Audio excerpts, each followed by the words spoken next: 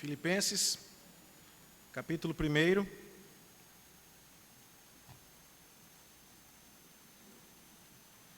versículos 27 a 30.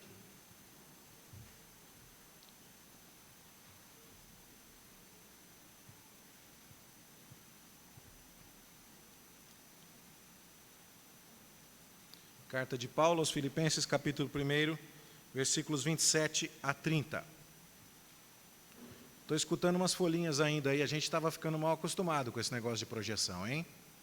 Talvez seja a hora de repensar, inclusive. O fato de ter o conforto pode não significar que devamos usá-lo. Filipenses, Gálatas, Efésios, Filipenses, Colossenses, Tessalonicenses. Então, Filipenses capítulo 1, 27 a 30. Vamos ler todos juntos, a uma só voz? Leiamos. Vivei, acima de tudo, por modo digno do Evangelho de Cristo, para que, ou indo ver-vos, ou estando ausente, ouça no tocante a vós outros, que estáis firmes em um só Espírito, como uma só alma, lutando juntos pela fé evangélica, e que em nada estáis intimidados pelos adversários. Pois o que é para eles prova evidente de perdição, é para vós outros de salvação, e isto da parte de Deus. Porque vos foi concedida a graça de padecerdes por Cristo, e não somente de crerdes nele, pois tendes o mesmo combate que vistes em mim, e ainda agora ouvis que é o meu. Amém. Que o Senhor nos abençoe nesta hora. Meus irmãos, já aconteceu de alguém entre nós ir visitar uma pessoa que está doente, lá no leito de morte até, aquele irmãozinho da igreja, aquela irmãzinha da igreja, coluna da fé. E aí você vai lá e está sabendo que aquele irmão ou aquela irmã está com dores horríveis e tal. E aí você vai até aquela pessoa pensando assim, vou levar um pouco de consolo àquele irmão, àquela irmã. E aí quando você chega lá e começa a conversar com aquele irmão, com aquela irmã, pensando, que situação, que miséria, pobre irmão. E aí você percebe que o irmão estava melhor do que você, que a irmã estava melhor do que você, porque estava consolada, confortada em Deus, e você que saiu de lá pensativo, quem está ruim sou eu e não ele ou ela. Talvez alguns de nós já tenhamos passado por uma situação assim. A gente pensa que vai levar conforto e acaba recebendo. A gente vai pensando que quem está bem somos nós, e acaba percebendo que os doentes é que somos nós e não a pessoa que foi visitada. Bom, de muitas maneiras a carta aos Filipenses reflete um pouco dessa ideia. Porque o apóstolo Paulo, aparentemente, estava numa situação difícil. E os filipenses, aparentemente, estavam numa situação cômoda. Mas a carta aos Filipenses vai mostrar que as coisas não eram bem assim. Por que Paulo estava numa situação difícil? Porque ele estava preso em Roma. Então ele vai falar em alguns momentos aqui da carta sobre as suas algemas, sobre o fato de que ele está detido numa prisão domiciliar em Roma e já faz algum tempo. Antes de chegar a Roma, ele tinha passado 2 anos preso em Cesareia, e ele foi levado de Cesareia a Roma porque ele percebeu que lá em Cesareia não havia esperança de que ele tivesse um julgamento justo. E como Paulo era um cidadão romano e era uma pessoa conhecedora dos seus direitos à luz daquela época, Paulo então diz, eu quero ser julgado diretamente por César.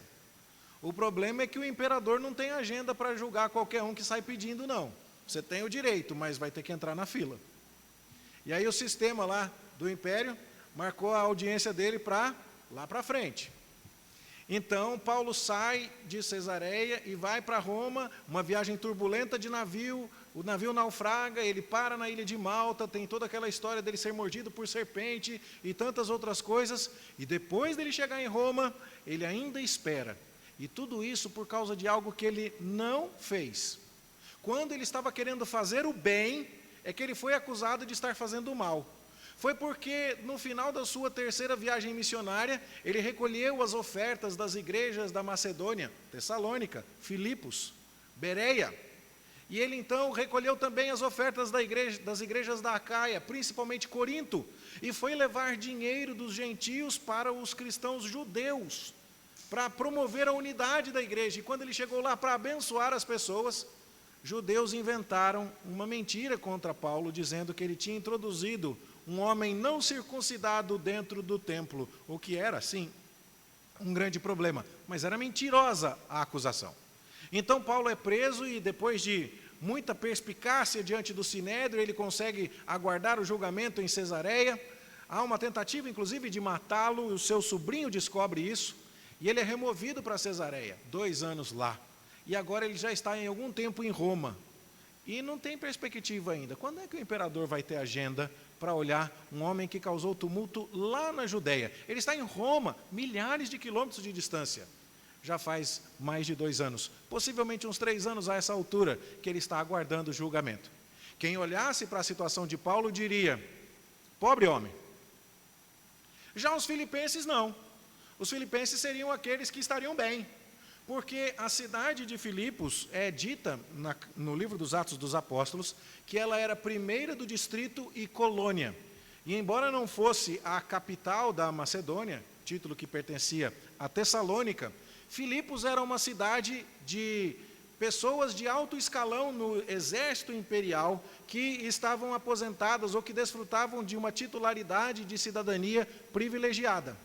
Era como se fosse uma colônia de gente da elite, que tinha aposentadoria de luxo e tinha alto status no Império Romano. Eram pessoas de posse, eram pessoas com qualidade de vida, eram pessoas com prestígio, com status social. Gente que tinha uma cidade bonita, que morava numa casa bonita, que tinha uma conta gorda, que tinha dinheiro de sobra e que não estava presa que nem Paulo.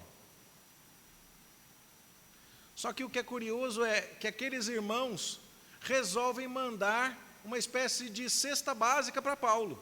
Os irmãos que estão aparentemente bem, resolvem socorrer aquele irmão que parece estar, aparentemente, mal. E aí que começa a história.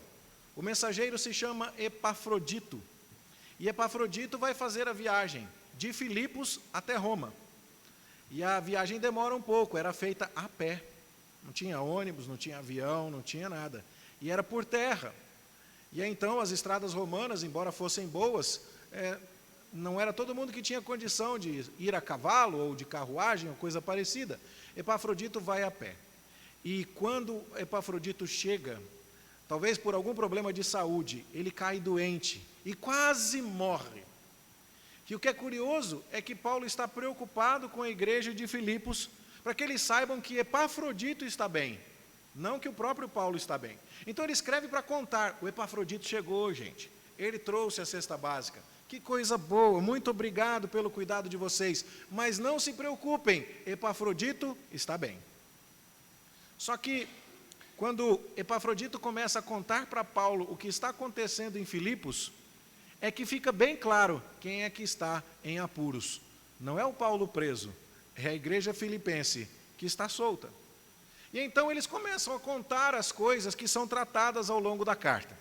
2 mulheres que são da liderança da igreja, uma se chama Evódia e a outra se chama Sintique. Elas têm os seus nomes escritos aqui no capítulo 4, estão brigando. E quando 2 irmãs da liderança brigam, a igreja inteira sofre.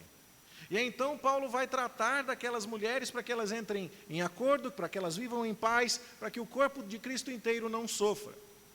Paulo também vai receber por Epafrodito notícias de que falsos mestres entraram na igreja de Filipos e começaram a ensinar que para virar cristão tinha que virar judeu primeiro. Ou seja, para ir para o céu não adianta apenas crer em Cristo. Eles diziam, é preciso que você se circuncide e vire um judeu também. Paulo nunca ensinou isso. E aí, então Paulo vai combater os falsos mestres, Paulo vai combater a briga e o desentendimento que aquelas 2 irmãs estão tendo entre si. Paulo vai combater, inclusive, um desânimo que estava acometendo a igreja de Filipos, não só por essas 2 questões, que por si mesmas já eram graves, mas Paulo também vai falar a respeito de um problema externo, possivelmente porque já começava a haver alguma pressão do imperador sobre os cristãos. Os cristãos serviam a um único Deus, e eles, embora reconhecessem a autoridade humana do imperador, não reconheciam o imperador como uma autoridade divina, e o imperador clamava para si esse título. E se tinha um lugar onde o imperador ia exigir ser adorado como Deus antes do que nos demais, era numa cidade como Filipos, onde todo mundo devia lealdade ao império. Então, perceba comigo, Paulo está preso há 3 anos. Paulo está passando alguma dificuldade lá, porque sua prisão domiciliar não lhe permite exercer atividade remunerada. Paulo está em situação de precisar receber uma cesta básica.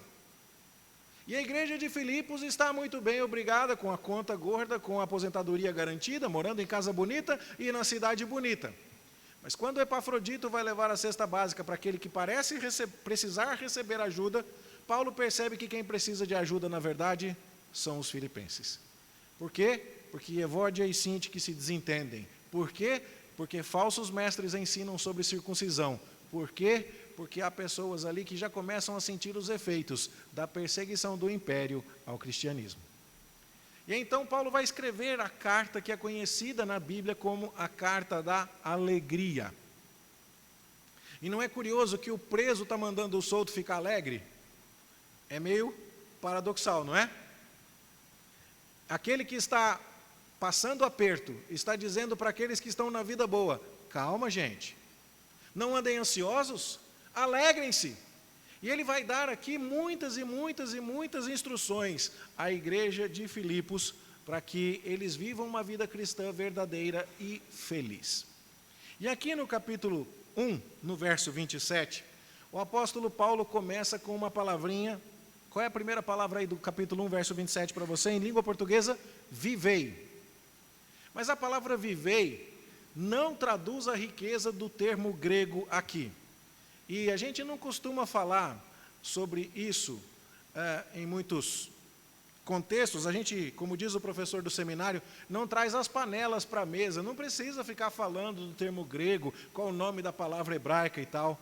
Mas aqui é importante, talvez você conheça isso. A palavra grega é politeuomai. E o polis, você conhece o que é polis? Metrópolis, Salesópolis, Cristianópolis, é nome de cidade. E o verbo polis aqui, a raiz polis, tem a ver com cidadania. E quando a palavra politeuomai, o verbo é colocado aqui, vivei, é uma tradução muito simples do que esse verbo significa.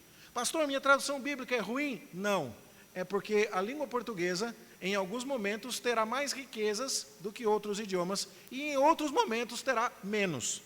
Mas não dá para você pegar uma palavrinha na língua grega e traduzir por uma frase inteira na língua portuguesa, porque daí já não vira uma tradução, já vira uma explicação. E essa explicação é para fazer no púlpito junto com o pastor. Quando Paulo então escreve politeuomai, vocês de Filipos, politeuomai, ele está dizendo, exercitem a sua cidadania. É isso que significa. E por que Paulo começa assim? Porque os filipenses são muito vaidosos. Eles são muito, assim, felizes e gratos por sua cidadania romana. Eles são muito gratos por morarem numa cidade que é primeira do distrito e uma colônia romana. Porque há muita gente ali que tem altas funções no Império Romano. Gente de patente, gente de posição. E Paulo está falando assim, ah, é? Quer dizer que vocês têm uma posição e uma cidadania romana? Então vivam a cidadania de vocês. Mas o curioso é que quando você lê o que Paulo vai falar, você percebe que ele não está falando sobre a cidadania do Império Romano. Ele está falando sobre a cidadania do Reino dos Céus. E isso é porque todo crente tem dupla cidadania. Nós andamos com os pés na terra, mas andamos com a mente no céu. Nós somos brasileiros, mas nós não somos deste mundo. E a gente deve lealdade às instituições humanas, mas tem limite. Porque devemos uma lealdade muito maior e infinita e irrestrita ao Senhor Deus dos céus e da terra. Então, quando nós falamos de cidadania, nós precisamos lembrar muito bem disso. Somos cidadãos do reino dos céus. Só por usar essa palavra, Paulo já estava aqui chamando os filipenses, então, à ordem. Ah, é? Vocês são cidadãos de que reino em primeiro lugar? Com quem eu estou falando? Quando me dirijo a um membro da igreja de Filipos, eu tenho que pensar primeiro que eu estou conversando com você como cidadão romano ou como apóstolo de Jesus Cristo. Eu devo falar com você em primeiro lugar, sabendo que você é um filho de Deus e um cidadão do reino dos céus. E sabe por que isso é importante? Porque muitas e muitas vezes a gente confunde cidadania terrena com cidadania celestial. E muitas vezes, por causa de compromissos com a cidadania terrena, a gente esquece compromissos com a cidadania celestial. E não está difícil de ver como esse tipo de coisa pode acontecer nos Estados Unidos da América nos dias de hoje e nem no Brasil. Por quê? Porque, em função de questões políticas, e eu não estou dizendo que devamos ser alienados, eu também não estou dizendo que devamos ser indiferentes. Eu também não estou dizendo que devamos deixar esse tipo de coisa para quem não é crente. Eu não estou dizendo nada disso. Seu envolvimento, seu voto, suas crenças políticas, elas devem acontecer. E elas devem acontecer porque você é um cidadão brasileiro. E porque você tem que, de fato, se envolver para fazer deste país um lugar melhor. Isso tudo é muito importante, sim. Mas você tem uma cidadania muito mais importante do que essa. Você é cidadão do reino dos céus. E aí então, se por causa desse tipo de coisa você enfraquece o seu compromisso com Deus, e você deixa de vir à casa de Deus, e você está super informado a respeito do que acontece no Palácio do Planalto, mas não está informado a respeito do que aconteceu na cruz do Calvário, a sua escala de prioridades em termos de cidadania está errada. E é preciso pedir perdão a Deus por isso e colocar a verdadeira cidadania, aquela que importa, aquela que nunca vai ser perdida, em primeiro lugar. E isso tem sido uma tentação real para brasileiros evangélicos nos dias de hoje. Não significa e nem pode significar que sejamos apolíticos, que não tenhamos opiniões, que não labutemos em favor daquilo em que acreditamos, mas isso precisa significar que na fronteira entre a cidadania celestial e a cidadania terrena, nós precisamos lembrar muito bem qual é a cidadania que deve prevalecer. Politeomai, exerçam a cidadania de vocês, diz o apóstolo Paulo, verso 27. Acima de tudo, por modo digno do evangelho de Cristo. Ou seja, vocês são cidadãos? Então mostrem o evangelho na maneira como exercem esta cidadania. A cidadania do reino celestial. Paulo continua, para que, ou indo ver-vos ou estando ausente. Por que Paulo fala sobre indo ver-vos? Porque ele espera ser libertado da prisão em breve. Ou estando ausente, caso a sua libertação não ocorra tão depressa. Ouça no tocante a vós outros, ou seja, se eu não for até aí para ver, pelo menos que daqui eu possa ouvir, da prisão em Roma, eu possa ouvir sobre vocês que vocês estão firmes em um só espírito, como uma só alma. Por que será que Paulo falou, vocês precisam estar firmes como um só espírito, como uma só alma? Porque dá para ler na carta aos Filipenses. Seja na história de Evódia e Sintique, no capítulo 4, seja em outros momentos, que a pressão externa começou a causar divisões internas. Que os inimigos, os que estavam ensinando sobre circuncisão, estavam trazendo discórdia. Você quer ver se a unidade de um povo é mesmo verdadeira e consistente? Coloque pressão. Quer saber se o marido e a mulher se amam realmente? Espera a crise. Porque muitas vezes o divórcio surge no momento de uma dificuldade financeira. Muitas vezes o rompimento de um relacionamento acontece na ocasião de uma enfermidade. E aquilo que era um relacionamento que parecia sólido, sucumbe diante da primeira dificuldade, da primeira pressão externa. E o que estava acontecendo em Filipos? Pressão externa. Os inimigos da cruz de Cristo vinham ensinar sobre circuncisão. O imperador trazia as suas perseguições e os seus incômodos. E aí então o que acontecia? Aquele relacionamento que parecia haver entre os irmãos em Corinto. Eles que diziam, nós somos cidadãos de um reino celestial, nós somos da família de Cristo. Eles que diziam isso, de repente, por causa de outras coisas, não estavam mais caminhando juntos como uma só alma. E o apóstolo Paulo então diz assim, você é um cidadão do reino dos céus? Se você é um cidadão do reino dos céus, você caminha junto com a família da fé. E foi por isso que nós lemos o texto de Efésios capítulo 4. Aquele texto que não foi projetado, porque hoje nós tivemos dificuldades técnicas, mas que você leu aí na sua Bíblia, que dizia que há um só rebanho, um só pastor, um só batismo, uma só fé. Não tem jeito de eu não ser seu irmão se eu tenho o mesmo pai que você, sabia? E se o meu pai é o seu pai, então eu sou o seu irmão, e eu não posso desistir disso, na primeira dificuldade ou na primeira pressão. E eu não posso mudar as minhas convicções conforme o sabor das conveniências. Eu preciso acreditar e seguir dizendo, o valor que eu devo seguir é a palavra de Deus. A palavra de Deus me diz que devo estar junto com meus irmãos. A palavra de Deus me diz que preciso caminhar junto com aqueles que são diferentes de mim. Mas fazer isso porque todos temos o mesmo Pai Celestial. Nós precisamos caminhar juntos.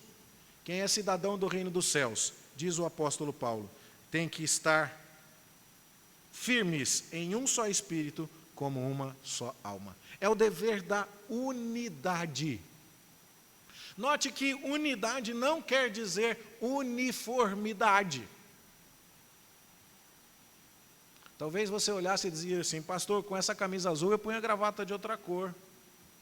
Talvez você dissesse assim, pastor, você gostou do tom da minha camisa? E eu dissesse assim, eu não sou muito fã não, mas estamos juntos. Mas e por que estamos juntos? Mesmo que não haja uniformidade. Porque entre nós precisa haver unidade. É uma coisa muito diferente. Unidade não significa que todo mundo aqui é igual, não significa que todo mundo pensa do mesmo jeito, nem que todo mundo tem as mesmas opiniões políticas, ou as mesmas opiniões de cores, ou os mesmos gostos musicais. Não, não significa isso. E acho que mesmo nos nossos relacionamentos mais íntimos, como é o caso do relacionamento conjugal, nós não somos 100% iguais aos nossos cônjuges. E louvado seja Deus por isso, porque de vez em quando a gente aprecia alguma outra coisa, que se não fosse por ele ou por ela, a gente não teria condições de apreciar. Seu dever e meu dever como cidadãos do reino celestial é o dever da unidade. Foi por isso, inclusive, que nós cantamos na liturgia desta manhã, um só rebanho, um só pastor, uma só fé, um só Salvador. E parou aí, não foi só um partido político, um canal de televisão preferido, um filme favorito, uma mesma cor, um mesmo dom, nada disso. Mas naquilo que nos une, nós precisamos permanecer em unidade. E por que o nosso vínculo não pode ser quebrado, apesar de preferências, apesar de gostos, apesar de ênfases? Porque estamos unidos em Cristo. Isso é cidadania do reino dos céus. É um dever do cidadão do reino dos céus, o dever da unidade. Mas Paulo não para aqui. Ele avança. Quer eu vá ver vocês, ou quer eu esteja ausente, eu quero ouvir que vocês estão juntos, unidade, lutando juntos pela fé evangélica. E aqui então o dever é o dever da ortodoxia. Ortopedia é quando você coloca o osso no lugar certo. Ortografia é quando você escreve do jeito certo. Ortodoxia é quando você crê do jeito certo. Ortodoxia significa que nós não recebemos e não acolhemos heresias. Significa que a gente luta pela doutrina. Significa que a gente se importa com o que é ensinado a respeito da palavra de Deus. E o que nos une e que nos mantém é porque servimos a um só Senhor, temos uma só fé, um só Salvador, um só batismo e lutamos juntos pela fé que de uma vez por todas foi entregue aos santos. E foi isso que nós lemos na liturgia, na doxologia, a palavra de glória, que termina a brevíssima epístola de Judas, que sequer tem capítulos. E lá nos seus versículos finais, nós vimos aquilo, que é para lutarmos para uma fé que de uma vez por todas foi entregue aos santos. Na verdade, nos versículos iniciais. Estou me confundindo aqui. Para lutar pela fé que de uma vez por todas foi entregue aos santos. Porque nossa unidade é em Cristo. Mas como sabemos que estamos unidos em Cristo? Por causa da palavra de Cristo. Tem muita gente que diz que segue a Jesus e faz coisas as mais absurdas. Existem igrejas cristãs que se reúnem em nudismo. Existem igrejas cristãs que se reúnem e aprovam uniões homossexuais. Existem igrejas cristãs que se reúnem fazendo malabarismos com serpentes. Existe tudo o que você quiser procurar na internet, você vai encontrar as igrejas cristãs mais malucas que você possa imaginar. A grande questão é, todas elas derivam essa suposta crença de uma interpretação da palavra de Deus. Como se interpreta a palavra de Deus? A própria Bíblia explica a própria Bíblia. E então nós vamos até a Bíblia para perguntar, como devemos seguir a Cristo? De acordo com a fé que de uma vez por todas foi entregue aos santos. Precisamos lutar juntos por isso. Sabe, às vezes a gente fica mais irritado quando percebe que alguma coisa está atacando, por exemplo, a nossa igreja. De vez em quando eu vejo pessoas parando aqui na frente do portão, e isso me deixa um pouco aborrecido. Mas a gente tem que levar em conta que podemos servir até a nossa vizinhança com pessoas que estejam precisando de estacionamento, especialmente depois que a rua virou uma rua de mão única. Às vezes a gente fica triste porque alguém passou e pichou o portão, porque alguém isso e aquilo, mas não fica triste como deveria, nem preocupado como deveria, quando alguém começa a ensinar mentiras e permitir que o erro entre no nosso meio. Isso é muito pior, é muito mais devastador, é muito mais preocupante. Nós devemos lutar juntos pela fé. E quando alguma coisa se desvia da verdade de Deus, faz parte do nosso dever de cidadãos do reino celestial, o dever de proteger a ortodoxia. Devemos lutar pela unidade, devemos lutar pela ortodoxia. Estas são coisas pelas quais nós devemos nos empenhar. Coisas que não podemos negociar. E é curioso que muitas vezes são delas que nós abrimos mão mais facilmente. Em busca da paz, em busca da tranquilidade, eu não vou mexer com fulano, eu simplesmente vou me afastar. Eu não vou chegar perto do irmão que pensa diferente, eu simplesmente vou me recolher. E com isso eu destruo a unidade do corpo de Cristo por coisas que são completamente secundárias. Não. Cidadãos do reino dos céus têm o dever da unidade. Cidadãos do reino dos céus têm o dever da ortodoxia. E por último, verso 28. E que em nada estais intimidados pelos adversários. Quem fica intimidado fica com medo. Fica com desânimo. E você consegue entender os desafios, quer de dentro, quer de fora? Desafios de gente ensinando heresia na igreja, de gente brigando na igreja, do império perseguindo, e o povo da igreja se recolhe, e o povo da igreja se esconde, e o povo da igreja se desanima. E o apóstolo Paulo falou assim: você é um cidadão do reino dos céus, lute, brigue por aquilo que é verdadeiro, batalhe, unidade, ortodoxia, coragem, tenha coragem, nada de medo, nada de desânimo, nada de entregar os pontos, é para batalhar. E o apóstolo Paulo lembra aqui de uma maneira muito interessante aquilo que Jesus já havia dito antes: você quer vir após mim? Negue-se a si mesmo, tome a sua cruz e siga-me. Me mostra um versículo na sua Bíblia onde Jesus disse assim: eu estou pedindo a você que venha até mim, se filie uma igreja onde você concorda com todo mundo, onde todo mundo é legal do jeito que você queria, onde as pessoas ensinam exatamente o que você queria ouvir, e no primeiro sinal de descontentamento, vá embora para um lugar que te agrade mais. Me mostra isso na sua Bíblia. Não tem. Mas o que tem é, você está unido a pessoas que não são iguais a você. Mas esse vínculo é um vínculo feito lá nos céus. Nós temos todos o mesmo Pai. Você tem um dever de trabalhar pela unidade. Esse vínculo que nos faz cidadãos do reino dos céus, nos obriga a lutar pela verdade de Deus, para vê-la proclamada e ensinada adequadamente. E esse vínculo que nós temos nos obriga a sermos corajosos, não a desanimar, não a nos recolhermos, não a fugirmos, não a escolhermos o caminho mais fácil, não a irmos embora para um lugar onde não tenhamos que nos defrontar com esse tipo de dificuldade. Não! Paulo está falando, é para resolver aí. É curioso porque nós temos desentendimentos em todos os relacionamentos que possuímos. Mesmo o marido e a mulher que mais se amem, de vez em quando vão brigar.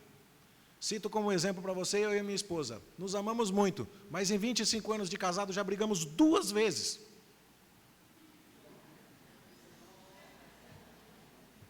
Eu não falei que era só 2 vezes. Mas você está vendo como você sabe que isso é verdade? Você sabe que isso é verdade. Mas a pergunta é, por que que ao me desentender com ela, eu não fui embora? É porque eu sei que é meu dever diante de Deus ficar com ela, mas eu não estou com ela só por dever. Por favor, meu anjo, espera o próximo parágrafo. Mas a questão é, eu também sei que ir embora, além de não ser o correto, não é o melhor. O melhor é resolver e continuar. E nada como fazer as pazes, né, irmãos? Fazer as pazes é bom. Quando você, então, daquele momento para frente, diz assim, pelo menos sobre isso aqui a gente não briga mais, porque agora a gente sabe como é que faz. E assim você continua tendo desentendimentos, mas eles vão ficando mais escassos, vai diminuindo, e os motivos vão ficando cada vez menores. E assim, quando a gente está caminhando em unidade, a gente está dizendo, sabe por que eu não vou embora? Porque eu sei que o meu lugar é aqui. Então eu insisto nisso. E então eu não fico intimidado para dizer, não quero mais saber disso. Não, eu não quero dor de cabeça, eu vou embora. Essa estratégia nem sequer funciona, ela nem sequer é inteligente, ela nem sequer é útil. E o apóstolo Paulo está falando, vai ter problema. E vocês vão ter que fazer força para permanecerem unidos. Vai ter problema e vocês vão ter que lutar para ficarem unidos na verdade da ortodoxia, na sã doutrina. Vai ter problema sim, mas eu não quero ninguém com medo, ninguém desanimado, ninguém desencorajado. Bora trabalhar, pessoal. Bora lutar. Bora fazer tudo o que é possível. Porque em Cristo tudo será possível para que nós fiquemos juntos. E sabe, para aqueles que tinham uma esperança de vida boa e de tranquilidade, não é assim. Tenho bênçãos enormes para relatar a você sobre o meu casamento, mas tem luta. Tem que fazer força para estar junto, tem que renunciar a si mesmo, mas o resultado compensa. E aí o apóstolo Paulo lembra aqueles irmãos. Olha como continua o verso 28. Pois o que é para eles prova evidente de perdição, é para vós outros de salvação. O que é isso? Estão perseguindo vocês. Estão perseguindo a igreja com falsas doutrinas, estão perseguindo a igreja em nome do Estado. E isso só prova que eles não são de Deus. Mas o fato de eles estarem perseguindo vocês, mostra que vocês são do time de Deus. Neste caso, o fato de vocês estarem sofrendo, é a mostra de que está tudo certo. Você sabia que, de muitas maneiras, a dor que você sofrer por ser cristão, vai ser um sinal de saúde da sua fé? E você já parou para pensar qual é o problema de não ter dor alguma? Você já ouviu falar da condição de doença de alguém que não sente dor? E perdoe-me o exemplo difícil aqui, mas passou uma reportagem na televisão, uns tempos atrás, de um homem que não sentia dor. E ele estava cozinhando, e ele percebeu que estava se queimando no fogão quando ele sentiu o cheiro de carne assada. Era a barriga dele pegando fogo. É bom não sentir dor? A dor é uma bênção. A dor muitas vezes nos salva. E muitas vezes a dor também nos indica, no caso da fé cristã, se você está sentindo dor assim, é porque está indo tudo certo. A Bíblia fala diversas vezes com a metáfora das dores de parto, que a igreja sofre dores de parto, esperando Jesus, ou o apóstolo Paulo dizendo que ele sofria dores de parto para gerar discípulos cristãos. Dor de parto, eu não sei como é que é, e não vou saber nunca, mas é um bom sinal, é sinal que a criança está chegando. Se a mãe não tiver contração, se ela não tiver dor, vai morrer a mãe, vai morrer a criança. E muita coisa boa na nossa vida só chega através de processos dolorosos. E nada que a gente aprende, que a gente constrói, que a gente faz, que valeu a pena, veio fácil. Não, as coisas não caem do céu assim, não. Quem caiu do céu foi outro, e o resultado não foi legal. O nome dele é Satanás. Quem veio do céu para nós foi Jesus Cristo.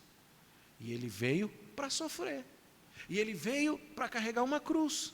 E ele veio para dizer assim, se vocês fizerem as coisas certas, vocês serão perseguidos. Mas vocês são bem-aventurados, vocês são felizes, quando por causa da justiça, mentirem, disserem todo mal contra vós, levarem vocês aos tribunais. Calma, eu estarei com vocês nessa hora. Não é para ter medo. Cuidado com esse cristianismo que te venderam em algum lugar, mas não foi na Bíblia. Um cristianismo onde vai estar tudo tranquilo. Não, gente, aqui dá trabalho para viver a fé. Tem que ter coragem, tem que ter resiliência, tem que ter persistência para permanecer unido, para permanecer lutando pela ortodoxia e para não ficar com medo, para não ficar desanimado, para não desistir no primeiro obstáculo. Quem está perseguindo você e aparentemente está indo tudo bem, só prova que é perdido. E você que está sofrendo e aparentemente as coisas estão difíceis, essa é a prova de que você está indo bem como cristão. O apóstolo ainda continua. Ele diz assim, verso 29, vos foi concedida a graça de padecerdes por Cristo e não somente de crerdes nele. Você já tinha parado para pensar que Jesus não chamou você para a vida boa? Jesus chamou você para sofrer com ele, a vida boa é depois. E ele já deixou o exemplo. Ele deixou as mansões celestiais para nascer aqui numa manjedoura. Ele disse que o Filho do Homem não tinha onde reclinar a cabeça. Ele esteve aqui vivendo de favor. E ele utilizava dinheiro de mulheres ricas que iam até ele. Nenhum demérito para as mulheres que fizeram isso de jeito nenhum. Mas isso, inclusive, era uma situação um pouco delicada para os costumes daquela época. E Jesus não se preocupou com isso. O Filho do Homem não tinha onde reclinar a cabeça. A glória depois. Quando você vê o Filho do Homem, segundo Isaías 53, não havia nenhuma formosura nele, nenhuma aparência que nos agradasse. Era desprezado e o mais rejeitado de todos os homens. Mas depois que ele ressurge dos mortos, ele está sentado à mão direita de Deus Pai Todo-Poderoso. Isso está prefigurado no tabernáculo que Moisés constrói no deserto. Você olha para aquela tenda que prefigura Jesus Cristo, o Verbo de Deus que se fez carne e tabernaculou entre nós. E quando você olha do lado de fora, você vê só uma cortina de linho, pano branco, apontando a sua justiça e pureza. Quando você olha de fora, você só vê pele de animais, sem qualquer tintura, sem qualquer tratamento. Simples, rústico. Para usar uma palavra um pouquinho mais forte, tosco. E aí, então, onde é que está a glória? O ouro, a arca, a presença de Deus, está tudo lá dentro da tenda. O tesouro está escondido, o tesouro vem depois. O Verbo que se fez carne vem no seu estado de humilhação. E só depois de sua morte e sua ressurreição é que Cristo entra no seu estado de glorificação. Primeiro é para morrer, depois é para ressuscitar numa vida boa. Quando você recebe a graça de padecer por Cristo, de lutar por Cristo, de defender a unidade do povo de Deus, de defender a ortodoxia, de sofrer para fazer o que é certo, de lutar por aquilo que é certo, você recebeu um privilégio, como um verdadeiro cidadão do reino dos céus. Politeuomai, vivei como cidadão do reino dos céus. Então aqui eu queria perguntar para você, você está vivendo como um cidadão do reino dos céus? Um cidadão do reino dos céus pode olhar para os seus irmãos ao seu redor e falar, Jesus, me ajuda. Meus irmãos são diferentes de mim. Eles gostam de piqui. Ou não gostam. Onde já se viu? Como é que pode uma pessoa de Deus não roer um piqui com a boca boa? Eles gostam de café sem açúcar. Gente, é psicopata que faz isso. Como é que pode? Onde já se viu? Aquele irmão não gosta de cantar hino. Aquela irmã não gosta disso, não gosta daquilo. Deus não chamou a gente para ser tudo igualzinho e não chamou você para colocar você num quadradinho confortável, onde todo mundo concorda com você. Deus chamou você para viver em unidade, apesar de não haver uniformidade. Irmão, você luta por isso? Ou a primeira pessoa que puxa uma conversa aqui com você depois do culto, que não é o seu assunto favorito, seja e vai embora. Você luta por viver em unidade com estas pessoas que são de outros lugares do Brasil, que são de outro nível socioeconômico, maior ou menor do que o seu, são de outra história, estão há mais ou há menos tempo nesta igreja do que você. Você está aqui para ter um clube de afinidades, como se a Igreja Presbiteriana do Jardim América fosse um lugar como um clube de filatelia, para a gente trocar selos, ou para a gente trocar figurinhas a respeito de coisas. Não, gente, para isso tem clube de crochê, para isso tem clube de figurinha, para isso tem outros lugares. Aqui é o reino dos céus que nos une. Vamos lembrar disso. Isso significa, meus irmãos, que nós vamos nos esforçar para caminhar juntos. E por isso que a gente cantou, eu sei que foi pago um alto preço para que eu fosse um, e por mais que as trevas militem e nos tentem separar, com os nossos olhos em Cristo, unidos, nós iremos andar. Nós temos que caminhar juntos, meus irmãos. E mesmo que haja alguma divergência sobre determinada linha de conduta que foi adotada pela liderança, mesmo que haja determinada divergência sobre como reagir em função de uma situação crítica que a igreja viveu, mesmo que haja oposição em detalhes, nós estamos unidos na palavra, nós estamos fazendo o que é certo aos olhos de Deus, nós estamos caminhando em temor do Senhor, então nós temos que caminhar unidos. Você está fazendo força para isso? Isso é o dever do cidadão do reino dos céus. É dever nosso lutar pela fé. E é curioso que a gente não vê a igreja se dividindo, a igreja se fragmentando, porque o pastor é supralapsariano.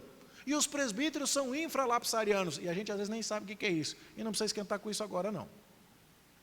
Mas a questão é, se a cor do banco foi pintada da minha preferida ou não, se a janela foi de abrir ou foi de correr, se a revista foi essa ou aquela, se a gente começa a discutir às vezes por questões tão secundárias. E a única coisa que Paulo está dizendo que nós temos que lutar com força é pela fé, é pela verdade. Todo o resto pode ser resolvido em nome do amor. Todo o resto. E nada de desistir. Nada de ficar com preguiça. Nada de ficar com medo. Coragem. Resiliência. Isso é dever de gente que é cidadão do reino dos céus. Há casos em que nós gostaríamos de ver pessoas lutando para ter uma igreja melhor, com a mesma energia que elas lutam para ter um Brasil melhor. Gostaria de ver pessoas lutando para ver a Bíblia sendo aplicada na igreja com a mesma energia que estão preocupadas em ver, e eu não estou dizendo que isso é ruim, isso é bom, de ver a Constituição Federal sendo aplicada em Brasília. Mas a questão é, há uma cidadania mais importante do que todas. E a hierarquia dessas cidadanias não fui eu que dei, foi Deus. Aqui, na Igreja Presbiteriana do Jardim América, nós somos chamados para lutar com coragem, pela fé que de uma vez por todas foi entregue aos santos. Em unidade, em ortodoxia, em resiliência, em coragem. Que Deus nos ajude a fazer isso, meus irmãos, porque quando sofremos para conquistar estas coisas, isso será para nós prova evidente de salvação. Que seja assim na minha vida e na sua, em nome de Jesus. Amém. Nós já cantamos sobre a unidade, um só rebanho. Nós já cantamos sobre esse esforço de batalhar pela fé com o alto preço. E agora nós vamos cantar sobre a coragem, com o cântico, o meu louvor é fruto. Ainda que cadeias venham me prender, meus lábios não se fecharão. Para sempre hei de te louvar. Será que, ainda que dificuldades desafiem a nossa comunhão e o nosso ser igreja juntos, nós caminharemos juntos? Que a nossa resposta à palavra de Deus nos venha, através das palavras deste cântico, o meu louvor é fruto. Não há projeção ainda, mas a foto já está no grupo de WhatsApp, aí a foto da letra, nós vamos cantando assim, não há problema, tá bom? Paciência naquilo que não der certo de vez em quando, vida de igreja é assim mesmo, às vezes funciona, às vezes não, mas a gente chega lá unidos em Cristo. Vamos ficar em pé e cantar?